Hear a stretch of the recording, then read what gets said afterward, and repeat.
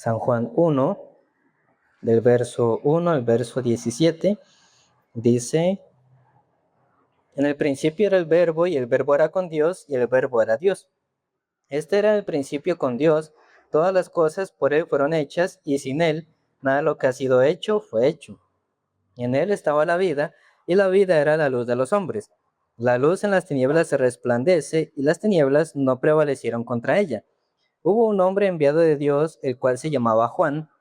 Este vino por testimonio, para que diese testimonio de la luz, a fin de que todos creyesen por él. No era él la luz, sino para que diese testimonio de la luz. Aquella luz verdadera que alumbra a todo hombre, venía a este mundo. En el mundo estaba, y el mundo por él fue hecho, pero el mundo no lo conoció. A lo suyo vino, y los suyos no le recibieron. Mas a todos los que le recibieron, a los que creen en su nombre, les dio la potestad de ser hechos hijos de Dios, los cuales no son engendrados de sangre, ni de voluntad de carne, ni de voluntad de varón, sino de Dios. Y aquel verbo fue hecho carne y habitó entre nosotros, y vimos su gloria, gloria como del unigénito del Padre, lleno de gracia y de verdad. Juan dio testimonio de él y clamó diciendo: este es de quien yo decía, el que viene después de mí es antes de mí, porque era primero que yo, porque de su plenitud tomamos todos, y gracia sobre gracia. Pues la ley por medio de Moisés fue dada, pero la gracia y la verdad vinieron por medio de Jesucristo. Hasta aquí.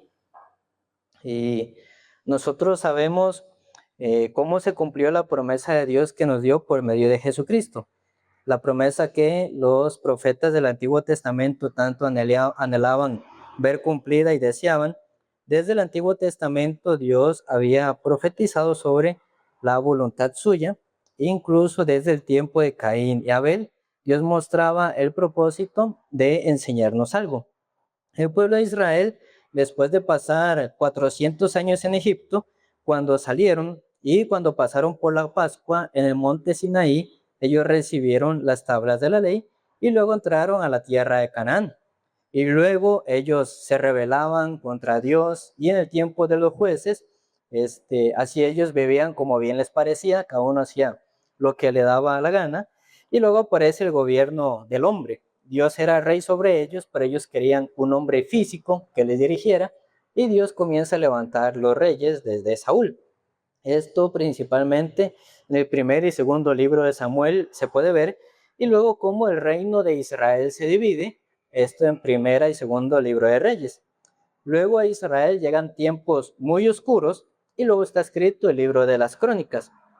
Luego de esto Israel es destruido, y a través de Esdras, de Nehemías y también de Esther, Dios recupera un remanente del pueblo, y también se levanta el muro de Jerusalén y el templo, y hasta entonces la descendencia de David sobre los reyes también había acabado. Y se puede ver que en los últimos tiempos del Antiguo Testamento había quedado un remanente, pero sin un enfoque principal, y faltaba algo para cumplir la voluntad de Dios. En aquel tiempo, la profecía del Antiguo Testamento también ya se estaba mostrando y se estaba insinuando de que en algún momento iba a aparecer el Mesías. Y en el Nuevo Testamento, la ofrenda por el pecado, que era por medio de Cristo, esta se completó. Entonces, por medio de la venida de Cristo, muchas promesas que habían sido dadas en el Antiguo Testamento se cumplieron, y porque el Antiguo Testamento muestra que Jesucristo iba a venir. El Nuevo Testamento dice que Jesucristo ya vino, y en las cartas del apóstol Pablo dicen que el Espíritu Santo vendrá, y el Apocalipsis dice que Jesucristo volverá. Y en algunos puntos no se han completado todavía todas las promesas que están escritas en la Biblia, pero poco a poco se ha ido cumpliendo ya la mayoría de ellas. Y antes de entrar en San Juan, tenemos que hacer un repaso general de los 4 evangelios. En el libro de Ezequiel, capítulo 1, Ezequiel, el Antiguo Testamento, Ezequiel, capítulo 1, versículo 10. Ezequiel 1:10 dice: y el aspecto de sus caras era cara de hombre, cara de león al lado derecho de los 4 lados, y cara de buey a la izquierda de los 4, Asimismo había en los 4 cara de águila. Entonces aparece un ser y ¿cuántas caras tiene? Tiene 4. ¿Cuáles son esas 4? Águila, buey, león y de hombre. Tiene estas 4 caras. Entonces, el Espíritu Santo habla esta parte de las facetas de nuestro Señor Jesucristo. Ejemplo, el libro de San Mateo representa al león. ¿Por qué representa al león? Porque representa el rey, representa la fuerza, la potestad. Eso nos manifiesta o nos representa a Jesucristo como el Mesías y también como el Rey de Reyes. Luego, el libro de San Marcos. San Marcos tiene la representación o la cara de el buey. ¿Por qué? Porque en este libro Jesucristo muestra su servicio, muestra su humildad y se muestra como un siervo verdadero. Luego, la otra cara, la cara del hombre, es la de el libro de San Lucas. Aquí muestra principalmente su historia, su acontecimiento mientras estaba en este mundo. Y la cara del águila la representa el libro de San Juan, representando a Cristo como una deidad, como quien vino del cielo. Pues estas 4 caras son la representación de las facetas de Jesucristo en los evangelios. Generalmente cuando uno lee San Marcos, San Lucas, San Mateo, hay muchas palabras que son parecidas y a veces uno piensa que son casi el mismo libro, pero representa facetas diferentes. Tienen propósitos diferentes cada uno, porque nuestro Señor vino como autoridad, vino como Rey de Reyes, para gobernar la vida de nosotros. Esto sale en San Mateo. Y en San Marcos sale como Él vino como un siervo de Dios. Vino a servirnos, vino a cargar nuestro dolor y también a cargar nuestro pecado. San Lucas lo muestra como el Hijo del Hombre. Y vino como ser humano, estaba con nosotros, sentía lo mismo que nosotros, también recibía la tentación como ser humano.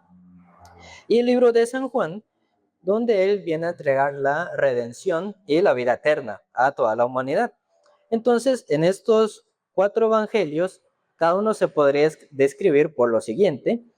El primero podría ser en San Mateo, que vino para gobernar. Lo segundo, que es el libro de San Marcos, él vino en humildad. Luego el tercero, que es San Lucas, él vino con su humanidad. Y el cuarto, que es San Juan, él vino como una deidad. Estos 4 puntos son los 4 evangelios. Entonces Dios tenía el propósito de enseñarnos quién era el Señor Jesucristo. El San Mateo representa al león como símbolo de la tribu de Judá. Y Él es nuestro Rey y también la justicia verdadera.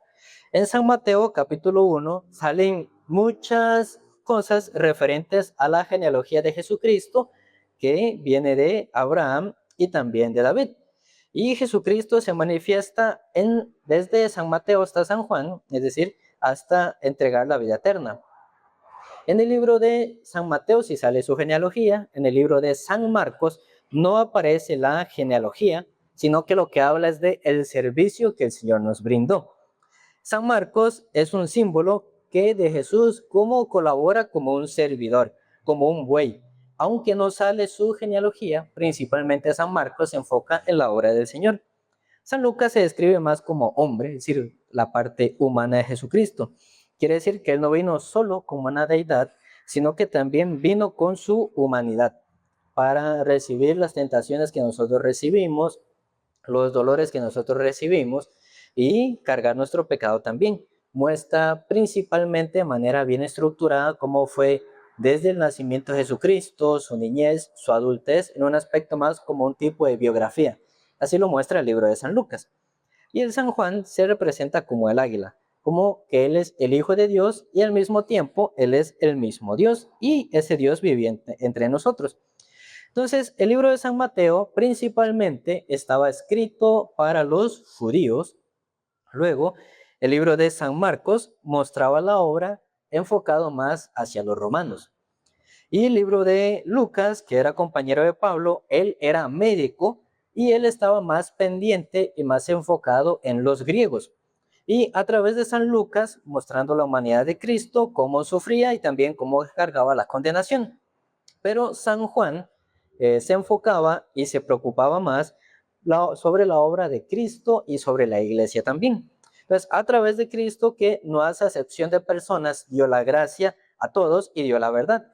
Por eso es importante también conocer cómo termina cada uno de los evangelios, porque terminan de manera distinta. Vamos a ver, David, ¿cómo termina el evangelio de San Mateo?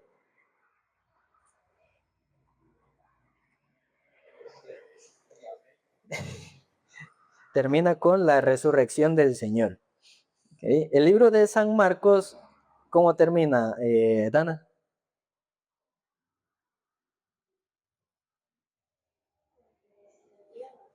El libro de San Marcos termina con el ascenso de Jesús al reino. ¿Okay? El libro de San Lucas, ¿cómo termina? Con la promesa de el Espíritu Santo. Y el libro de San Juan nos habla sobre la segunda venida del Señor Jesucristo. Así cada uno finaliza. El libro de San Juan es un libro un poquito distinto a los otros tres. En San Juan, él se manifiesta a sí mismo como el Cordero, como Dios y como el Hijo. Entonces, para mostrar el cumplimiento a los gentiles y también a los judíos. San Juan particularmente hablaba sobre Jesucristo como una deidad, como quien vino del cielo. En sí es una enseñanza más suave que los otros evangelios, pero más profunda y enfoca principalmente sobre la vida eterna. En San Juan no sale sobre el nacimiento ni la genealogía de Jesucristo, como los otros evangelios. Tampoco sale la parte cuando Satanás tienta a Jesucristo en el desierto, ni lo de la transfiguración. Y en el libro de San Juan tampoco salen parábolas. Y sabemos, ¿verdad? Ahí no salen parábolas. Técnicamente salen dos, que son la parábola de la vid y la del redil, pero en el sentido narrativo no se considerarían tanto así como parábolas. Y tampoco viene sobre la enseñanza de la Gran Comisión. Estas cosas no salen en San Juan. Pero viendo San Juan se puede decir que Jesucristo es el pan de vida, también la luz del mundo, que era hijo de Abraham y que al mismo tiempo estaba antes que Abraham. Y también como la resurrección, la verdad y la vida así se presenta. Entonces San Juan principalmente enseña sobre la consumación y los otros evangelios no aparece una expresión que en San Juan sí sale. ¿Cuál creen que era? Una expresión de victoria, que Jesucristo dice en griego. Una expresión que solo sale en San Juan, pero no sale ni en Mateo, ni en Marcos, ni en Lucas.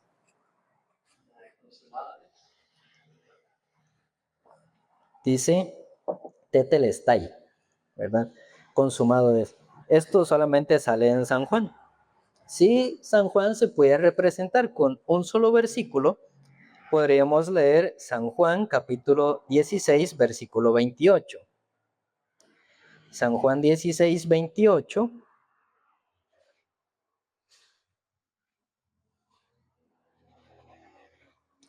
Dice, salí del Padre y he venido al mundo. Otra vez dejo el mundo y voy al Padre. Ese es como un versículo que resume la esencia del libro de San Juan. Y él dice que salió del Padre. Antes de nacer el Belén, él ya estaba como hijo de Dios. También ya estaba como el verbo que aparece en San Juan, capítulo 1, del versículo 1 al 18. Menciona esto y del capítulo 1, del versículo 19 hasta el capítulo 12, versículo 50, lo muestra como humano y estaba junto con el pueblo. Desde el capítulo 13 hasta el capítulo 19 muestra las aflicciones que él pasaba y después de ser resucitado se quedó con los discípulos y en vez de condenarlos los entregaba a la esperanza, al corazón de Dios y ya luego él regresó. Desde San Juan 13 hasta el 17 él luchaba por nosotros, al 19 él partió del mundo y en el 20 y 21 venció la muerte y obtuvo la victoria. Vamos a leer capítulo 1, del versículo 1 al 5. Lo que leímos al inicio dice, en el principio era el verbo y el verbo era con Dios y el verbo era Dios. Este era el principio con Dios. Todas las cosas por él fueron hechas y sin él nada de lo que ha sido hecho fue hecho. En él estaba la vida y la vida era la luz de los hombres. La luz en las tinieblas se resplandece y las tinieblas no prevalecieron contra ella. Pues viendo esta cita, aparece un ambiente muy similar al que está escrito en Génesis capítulo 1. Y aquí comienza por medio de la palabra. En aquel tiempo las personas gnósticas atacaban mucho a la iglesia primitiva y el apóstol Juan luchaba contra aquellos gnósticos. Por eso hacia ellos principalmente está escrito la primera, segunda y tercera carta de Juan y también el Apocalipsis, que él la escribió mientras estaba en la isla de Patmos. Y el verso 1 dice, en el principio era el verbo y el verbo era con Dios y el verbo era Dios. Entonces, cuando Dios habla de la palabra, los griegos usan una expresión para la palabra que se llama logos. En español se traduce como palabra. Aquí en la Biblia lo pusieron como verbo, pero una traducción más precisa es palabra. Y el versículo 14 dice, y aquel verbo fue hecho carne y habitó entre nosotros, y vimos su gloria, gloria como del unigénito del Padre, lleno de gracia y de verdad. Cuando vemos cómo Jesús se manifestó fue por medio de el verbo, es decir, por medio de la palabra. Los judíos trataban a Jesús como si fuera un hombre, pero Dios mostraba a Jesucristo por medio de la palabra, por quien creó este mundo y también por quien nuestra vida es dirigida.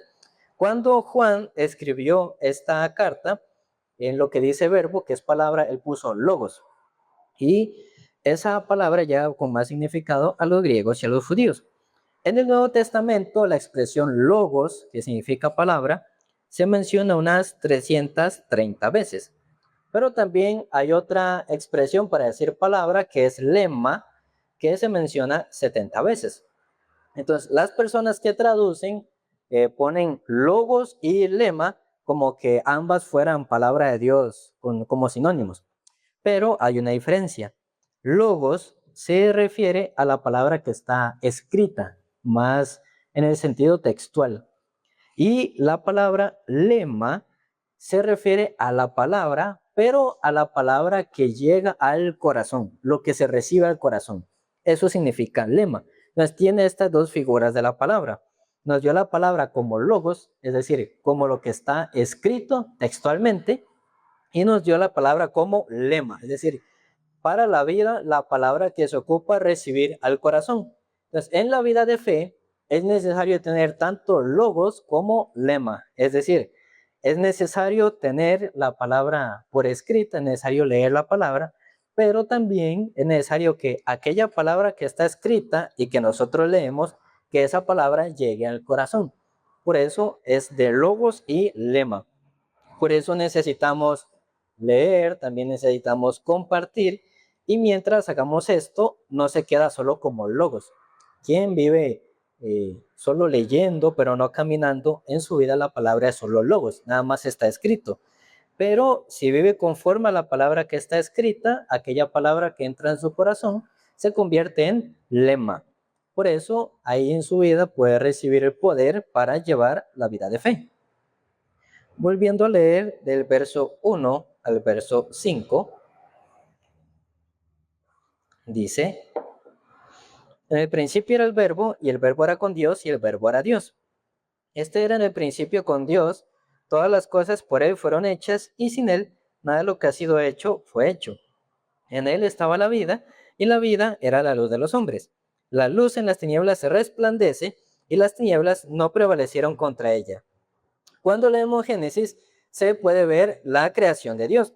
Entonces, muchas personas, por no leer la Biblia atentamente, no pueden profundizar bien en la lectura.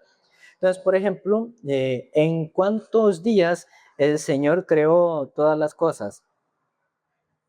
En 6 días creó todas las cosas. Pero siempre hay discusiones entre ateos y otros grupos sobre la veracidad de la creación en esta parte, porque para ellos les calza que todo el universo haya sido creado en 6 días. No les calza, ¿verdad? Por eso, porque ellos lo interpretan según el concepto de nuestros propios días. En el libro de Génesis, capítulo 1, del versículo 1 al 3, Génesis 1, del 1 al 3, dice, en el principio creó Dios los cielos y la tierra estaba desordenada y vacía, y las tinieblas estaban sobre la faz del abismo, y el Espíritu de Dios se movía sobre la faz de las aguas. Y dijo Dios, sea la luz, y fue la luz. Y nos dice los cielos, no solo dice cielo, sino que dice los cielos. Cuando leemos bien, tan solo en los primeros 3 versículos se puede ver los 3 seres del Señor, es decir, se puede ver la Trinidad. En el versículo 1 dice, el principio creó Dios, les menciona a Dios directamente. El versículo 2 dice, y el Espíritu de Dios, allá aparece el Espíritu Santo. Y en el tercero, ¿dónde aparece? En Génesis 1:3, y dijo Dios a la luz y fue la luz. Donde dice, y dijo Dios, dijo, es decir, el verbo. Ahí aparece el verbo. Entonces, Dios, el Espíritu y el verbo. Aparece cada uno en los primeros 3 versículos de Génesis. En esos 3 versículos salen 3 seres, pero al mismo tiempo es uno solo. Dios, el Espíritu y el verbo. Luego ese verbo fue encarnado, naciendo como hijo de Dios en este mundo. Pero el enfoque de hoy no es la Trinidad. Pero en el versículo 1 y 2 hay una diferencia. Dice que creó Dios los cielos y la tierra. Y luego la tierra ya estaba vacía, desordenada y en tinieblas. Entre el versículo 1, que se creó la tierra, y el versículo 2, cuando es llenada con las tinieblas, ¿cuánto tiempo habría pasado? No se sabe, no se puede saber, no es un lapso que nosotros podamos calcular. Porque en el versículo 14 dice, dijo luego Dios, haya lumbreras en la expansión de los cielos para separar el día de la noche, y sirvan de señales para las estaciones, para días y años. Es decir, apenas hasta el 4.º día de la creación se crea la lumbrera mayor y la menor, es decir, son el sol y la luna. Es decir que hasta el 4.º día de la creación se forma nuestro concepto del tiempo, porque habla para separar el día y la noche, las estaciones, días y años. Que por ejemplo, en nuestro tiempo, un minuto, ¿cuántos segundos son? Son 60, ¿no? También, una hora, ¿cuántos minutos son? 60 también. Un día, ¿cuántas horas tiene? 24 también. Una semana, ¿cuántos días tiene? 7. Y un año, ¿cuántos días? Y así, eso es según nuestro tiempo, desde que se creó la lumbrera mayor y la menor en el 4.º día de la creación. Entonces, esos conceptos del tiempo apenas hasta ese entonces fueron creados. Entonces, lo que estaba antes de ese tiempo en el sentido humano no se puede calcular, porque no había nuestro concepto del tiempo. Y así como las personas sacan la medida humana de día y de noche, entonces no, o muchos piensan que literalmente haya sido 6 días.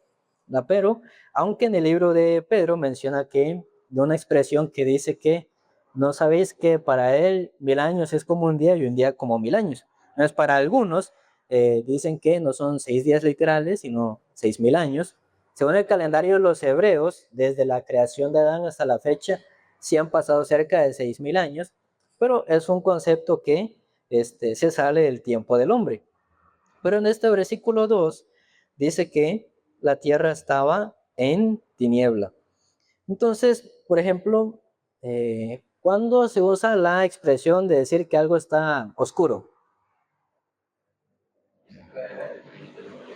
Cuando no se puede ver. A ver, ¿cuándo se dice que algo está oscuro? La oscuridad es la ausencia de la luz, ¿verdad? Pero aparece la tiniebla. Entonces, entre el verso 1 y el verso 2 no se sabe exactamente cuánto tiempo pasó, pero un día el Espíritu de Dios visitó la tierra porque quería crear las cosas y ordenar todas las cosas también. Pero cuando el Espíritu de Dios baja a la tierra, se encuentra la tierra en un estado de desorden, en un estado de tiniebla y vacío. Que por ejemplo, cuando el Señor está, ¿habría vacío? No habría. Cuando en alguna vida, por ejemplo, llega el Señor, ¿se lleva una vida desordenada? No, tampoco. Y cuando está el Señor, ¿habría tiniebla? Tampoco. Entonces, estas características son características opuestas a las del Señor. Mientras estuviera la tiniebla, el Señor no podría crear ninguna cosa. Entonces aparece tiniebla. Entonces, ¿qué son las tinieblas? ¿Es igual o es diferente de la oscuridad? Es diferente. ¿En qué se diferencian?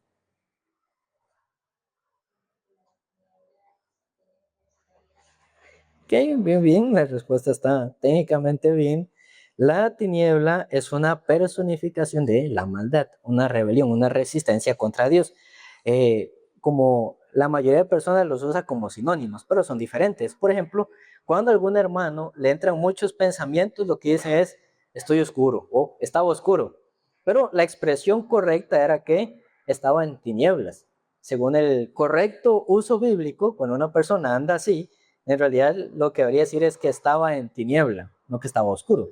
Entonces, esto para que, bueno, ustedes conozcan, ¿no? Correctamente cómo se debe decir, porque usualmente decir estaba oscuro o tal hermano está oscuro es muy común y se entiende.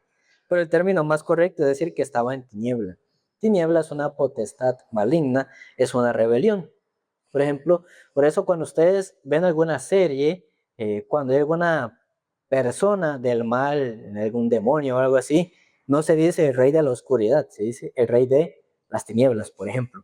Entonces, ¿por qué? Esa es la expresión correcta. Pero vamos a leer del versículo 14 al 19, principalmente para la diferencia entre tiniebla y oscuridad.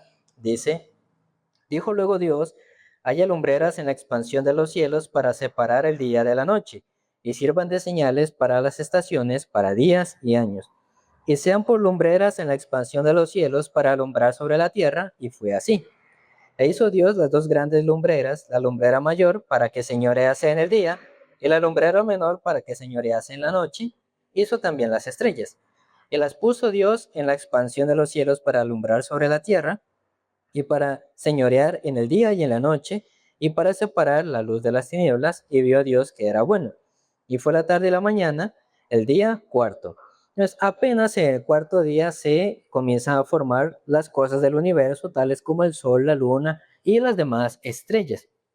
Pero para nosotros, cuando el sol está brillando, es de día, y cuando el sol se oculta, es de noche. Pero, digamos, eso es lo que aplicó desde que se creó la lumbrera mayor y la menor. Pero, ¿cómo este concepto de día no se aplica para el día del Señor? Porque en el primer día creó una cosa, en el segundo día otra cosa, pero no los días según nuestro concepto de el tiempo. Entonces, ¿cuáles habrán sido aquellas tinieblas que estaban desde casi el principio de la creación de la tierra? Entonces, sobre aquella tiniebla que es una potestad. Entonces, ¿qué significa esa tiniebla o de dónde vino?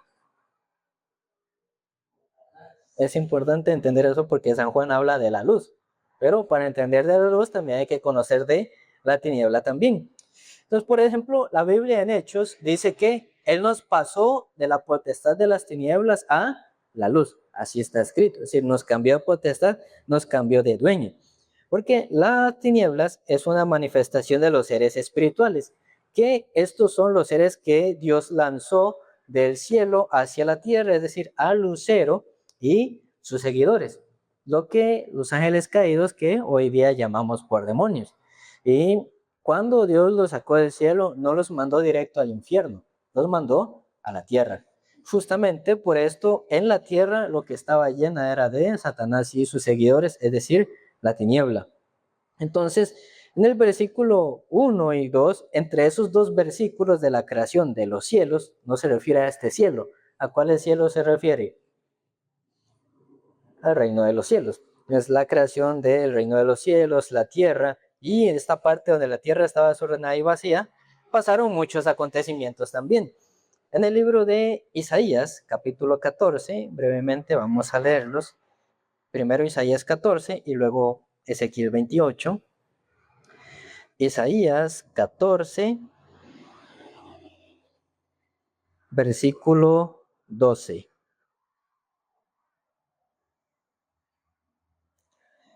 Del 12 al 15, dice, ¿cómo caíste del cielo, oh lucero e hijo de la mañana? Cortado fuiste por tierra, tú que debilitabas a las naciones.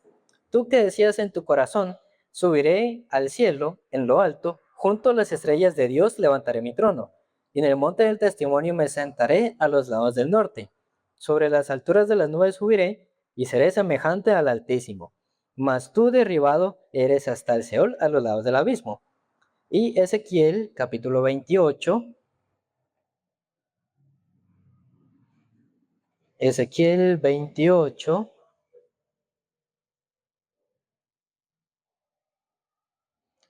del versículo 15 al versículo 17. Dice: Perfecto eras en todos tus caminos desde el día en que fuiste creado hasta que se halló en ti maldad. A causa de la multitud de tus contrataciones, fuiste lleno de iniquidad y pecaste. Por lo que yo te eché del monte de Dios y te arrojé entre las piedras del fuego, oh querubín protector. Se enalteció tu corazón a causa de tu hermosura, corrompiste tu sabiduría a causa de tu esplendor. Yo te arrojaré por tierra, delante de los reyes te pondré para que miren en ti.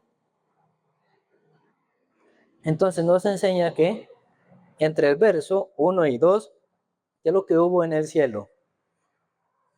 Una rebelión, hubo una guerra. Y aquellos que se rebelaron fueron lanzados a la tierra porque se habían manifestado contra el Creador, se habían manifestado contra la autoridad. Por eso, mientras la tiniebla estaba en la tierra, el Espíritu de Dios no podía posarse. Por eso solamente se paseaba sobre la faz de la tierra, pero no se posaba. Entonces, para comenzar a crear y ordenar todas las cosas, ¿qué ocupaba hacer con la tiniebla? Ocupaba quitarla. Si no, no podría comenzar a crear. Por eso, en el versículo 3 de Génesis capítulo 1, Génesis 1:3, dice: Y dijo Dios, sea la luz, y fue la luz. Esta luz no es la luz del sol ni la luz de ninguna otra estrella, pues hasta el cuarto día se crearon. Entonces, esta luz, ¿la luz de quién sería? La luz de Jesucristo, la luz que Dios mandó. Y las tinieblas pudieron o no pudieron prevalecer contra la luz. No pudieron. Entonces eso Dios le agradó. Vio que era bueno que la luz se apoderara de la tierra. Después de que la tiniebla se quitó y a la tierra llegó la luz, ¿qué comenzó a pasar en la tierra? Ya comenzó a crearse, a fructificarse, a ordenarse. Es igual cuando una persona recibe la salvación.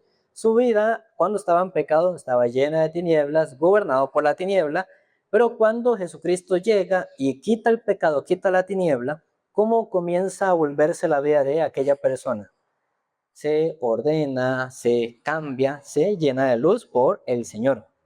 Pero aunque digamos que Dios creó las cosas, en cierto sentido sí, pero Él no las creó directamente. ¿A quién le encargó crear las cosas?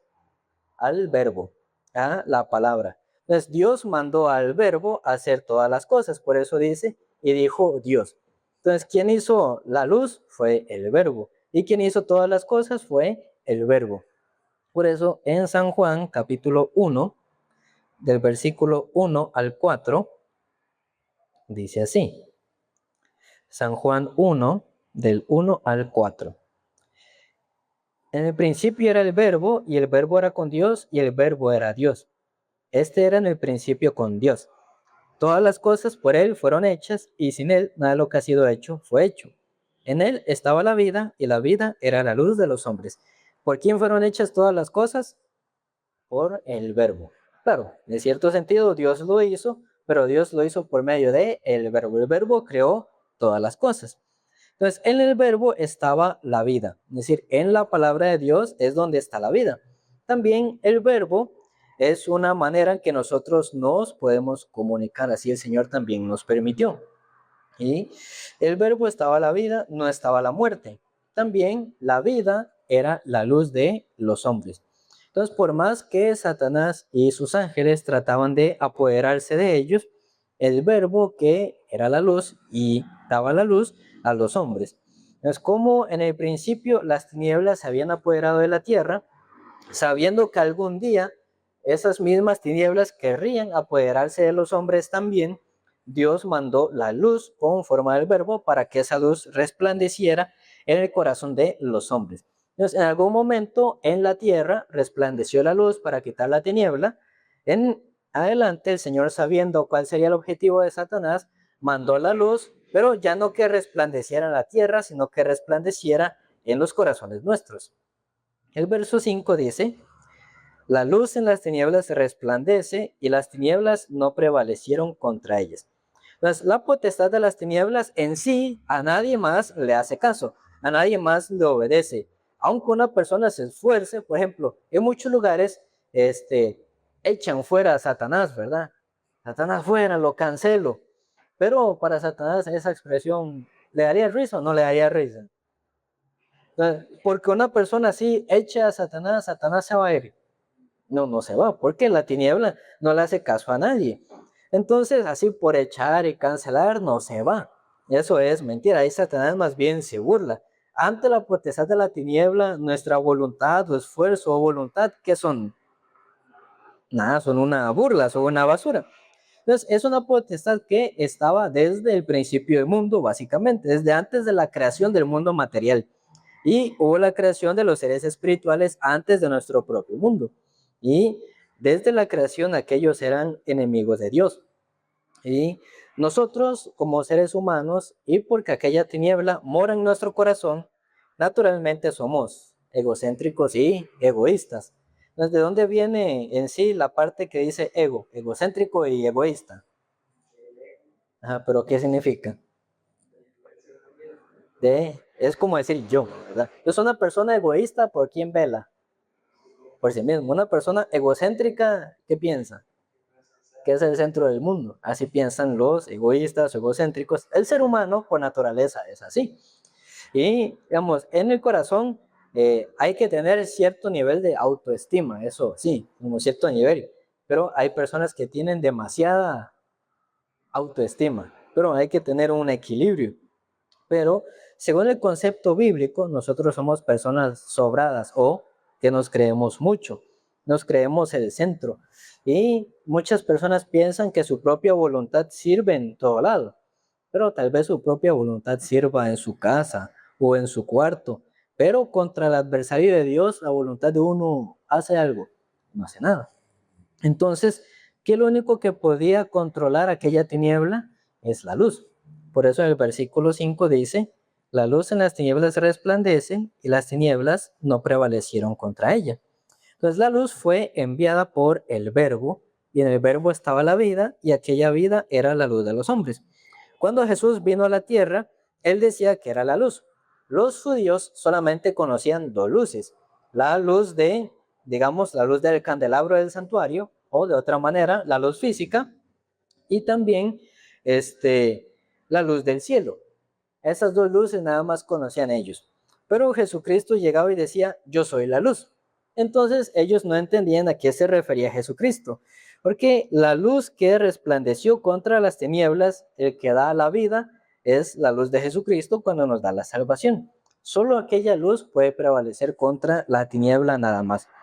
El versículo 14 dice, y aquel verbo fue hecho carne y habitó entre nosotros.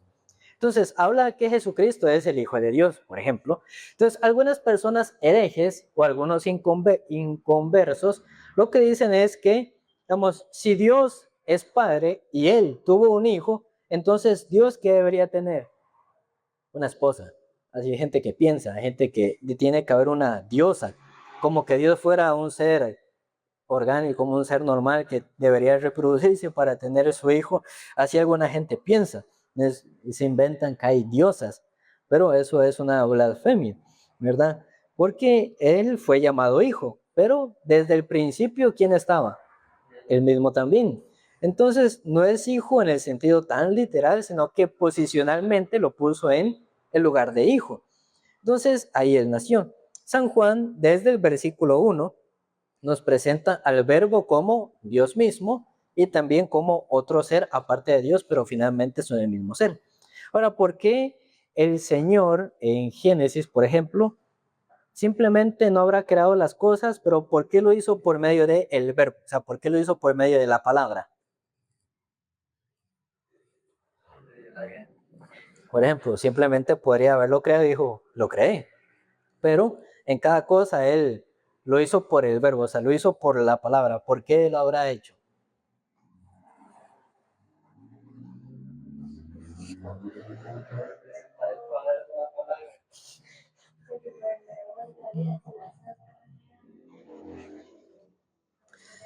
Ok, bueno, por ejemplo, cuando una persona o está casada o está rodeada de amigos o está con la familia, cuando una persona no suele expresarse sobre lo que piensa o sobre lo que siente, eh, como poder conectar con tal persona se vuelve un poco más complejo, ¿no?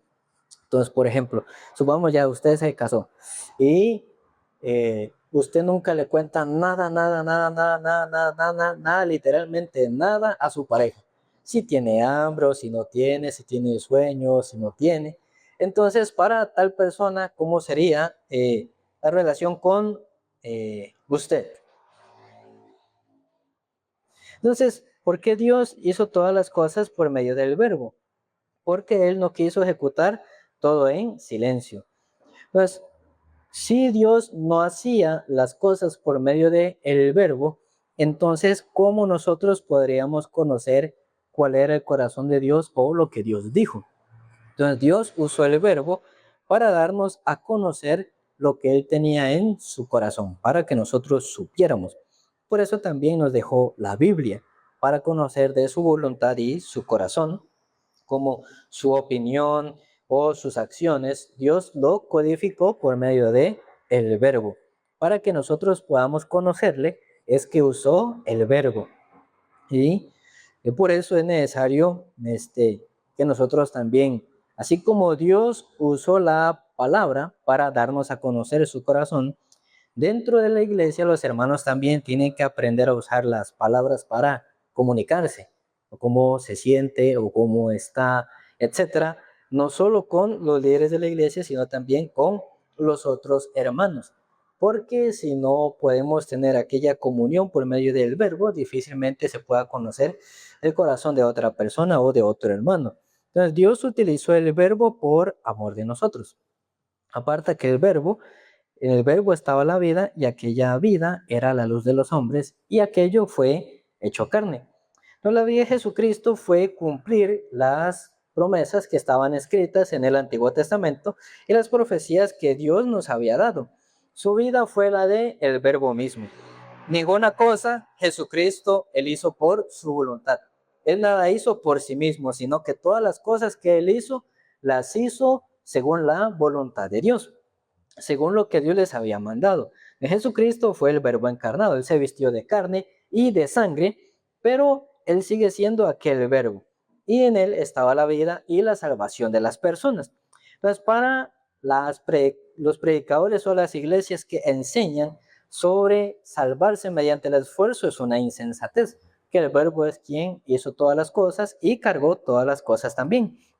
Jesucristo es el autor, él como es el autor del cambio en la vida de nosotros. Entonces, cuando alguna persona acepta la palabra, entonces su vida se transforma, su vida se cambia. Entonces, por eso, como recibir al Señor Jesucristo es una expresión que mucha gente dice en las iglesias, ¿no? Te recibo como mi Señor y Salvador. Así, mucha gente habla.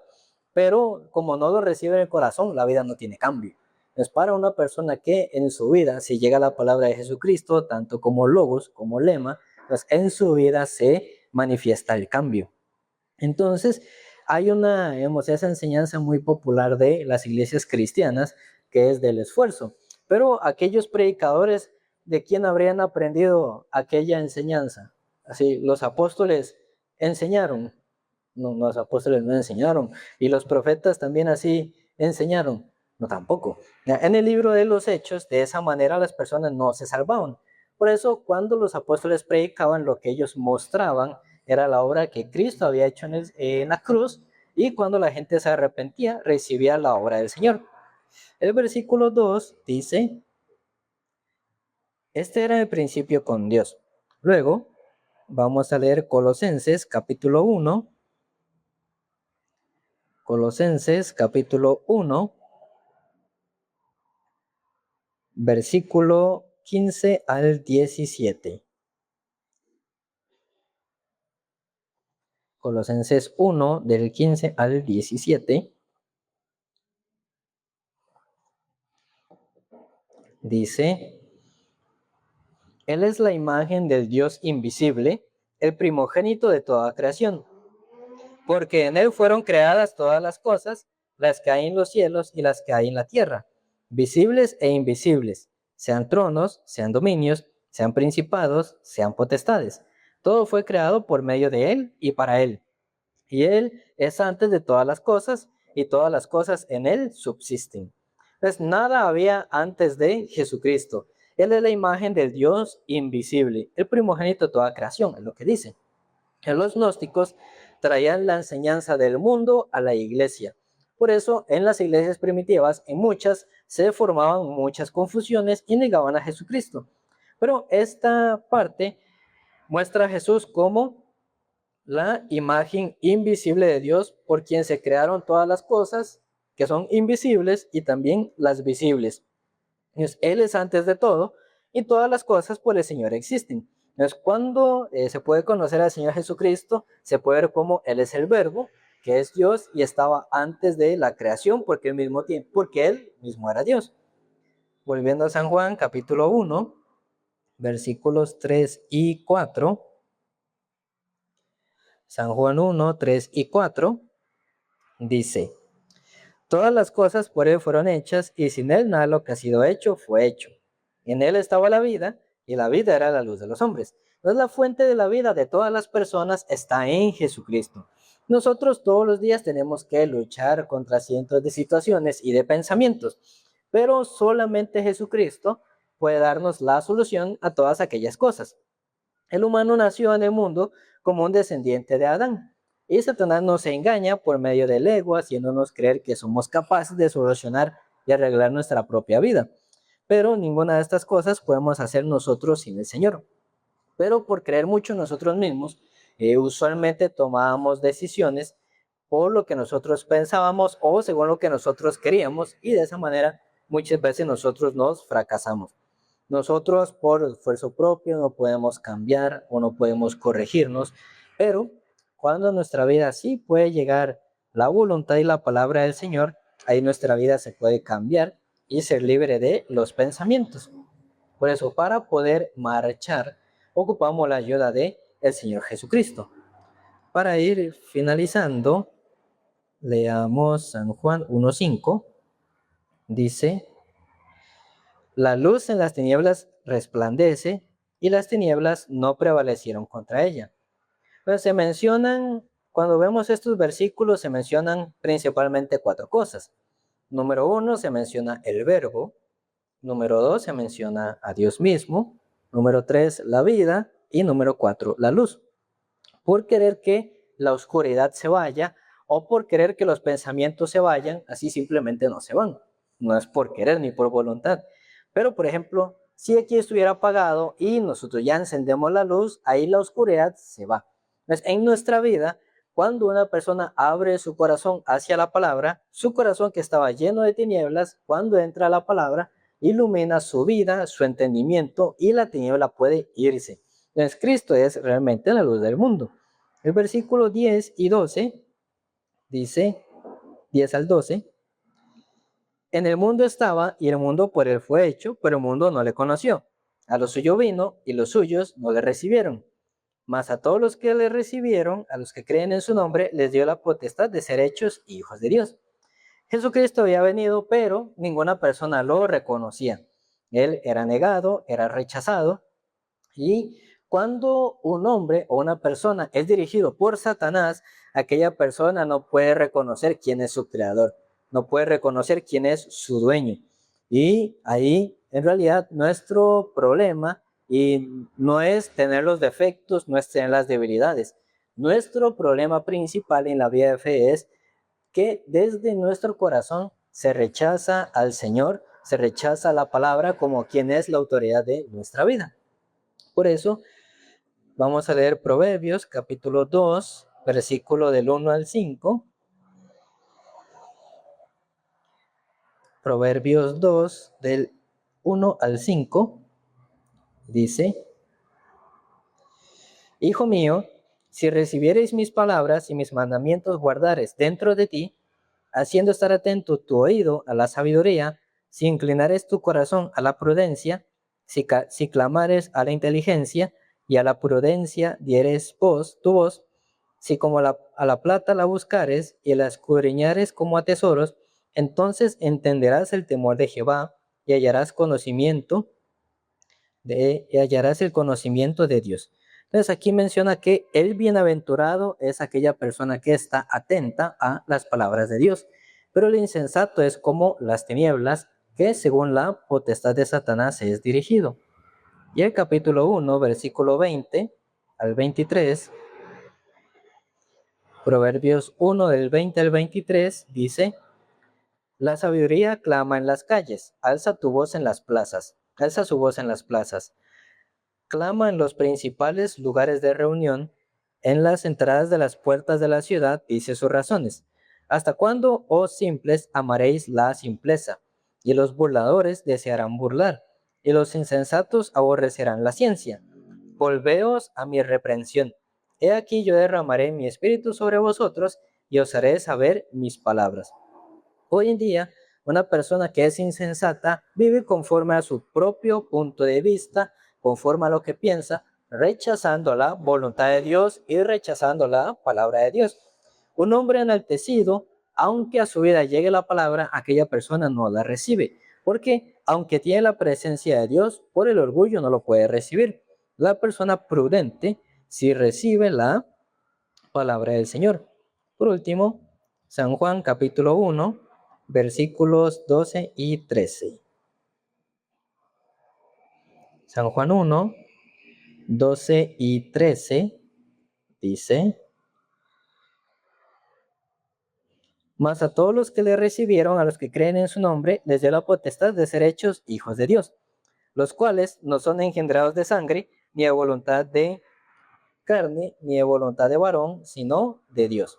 Así dice esta parte del libro de San Juan, capítulo 1, versículos 12 y 13. Es cuando una persona nace en este mundo, por automático es ya hijo de Dios.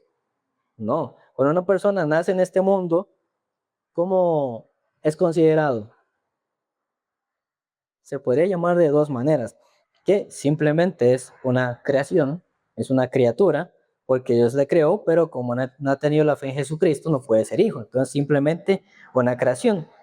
De otra manera, mientras tenga pecado en el corazón, ¿quién es el padre de aquella persona?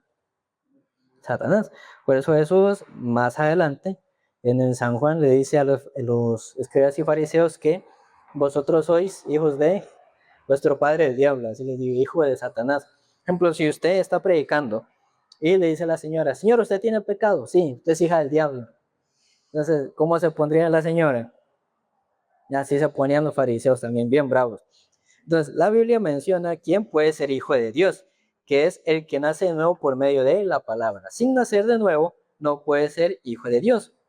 Dios no busca a una persona excelente y buenísima que no tenga debilidades, sino busca a quien necesita hallar la gracia de Dios.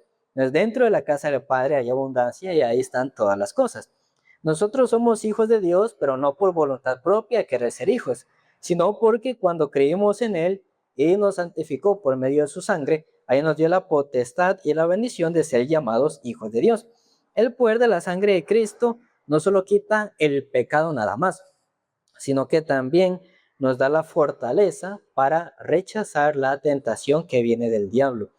El ser hijo de Dios no solamente para vivir pidiéndole cosas al Señor, sino que el ser hijo de Dios es que nuestro viejo hombre ya no está, ya fue muerto. Ahora nosotros vivimos para Cristo como una nueva criatura.